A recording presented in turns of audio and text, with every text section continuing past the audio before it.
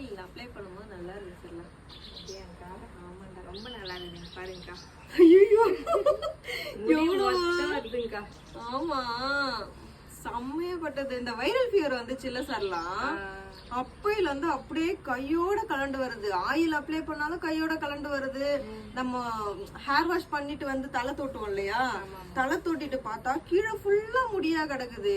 தலை சீவனாலும் அப்படியே முடி செம்மையா கொட்டுது. ஃபர்ஸ்ட் அந்த ஹேர் க்ரோத் சேலஞ்ச் ஸ்டார்ட் பண்ணுங்க. கண்டிப்பாடா. அதுவும் பாரு, இங்க பாராண்டா வேறு, இங்க பாரு தெரியுதா முடியோட வேர். இது அந்த வேறா அப்படியே வருது, வேரோட வருது, நடுவுல கட் ஆகல. முடி இந்த ஸ்கேல்ப்ல இருந்து அப்படியே வேரோட கொட்டிட்டு வருதுங்க. 30 வயசுக்கு மேல ஆச்சு அப்படின்னாவே நம்மளோட ஹெல்த்ல வந்து கேர் எடுத்துக்கணும்.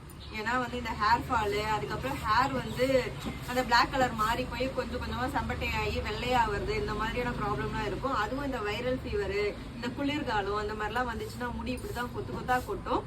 கண்டிப்பா வந்து ஹேர் க்ரோத் சேலஞ்ச் ஸ்டார்ட் பண்ணியே ஆகணும். ஏன்னா நான் ஸ்டார்ட் பண்ணி எனக்கு நான் கேர் எடுத்துக்கிட்டு எனக்கு நல்ல ரிசல்ட் இருந்துச்சுன்னா என்னை பார்த்து நீங்களும் ஒரு 10 பேர் வந்து அந்த ஹேருக்கு வந்து கேர் எடுத்துக்கிட்டீங்கன்னா உங்களுக்கும் வந்து நல்லது இல்லை. கண்டிப்பா நான் வந்து ஸ்டார்ட் பண்றேன்.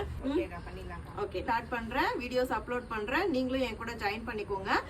எல்லாருமே சேர்ந்து நம்மளோட முடியை காப்பாற்றுவோம். எதை காப்பாற்றுறோமோ இல்லையோ நம்மளோட முடியை காப்பாற்றுவோம். நியூ ஹேர்ஸ்லாம் ரீக்ரோத் சீரம் அப்ளை பண்ணும்போது கண்டிப்பா வருதுங்க. ஆனா ஓல்டு ஹேர் நம்மளுக்கு வந்து நீட்டா இருக்கிற ஹேர் இருக்கு இல்லைங்களா, ஆல்ரெடி வளர்ந்து நீட்டா இருக்கிற ஹேர் பாத்தீங்கன்னா நிறைய கொட்டுது. ஸோ அது வந்து எதனால அப்படின்னா நம்மளுக்கு வந்து ஸ்ட்ரென்த் கம்மியாகிறதால தான். ஸோ அதுக்கு வந்து நம்ம ஹேர் பேக்கு, ஹெல்த்தியான ஃபுட் எல்லாம் சாப்பிட்டு ஹேர் கேர் ரொட்டீனை வந்து நம்ம ஸ்டார்ட் பண்றோம். ஓகே.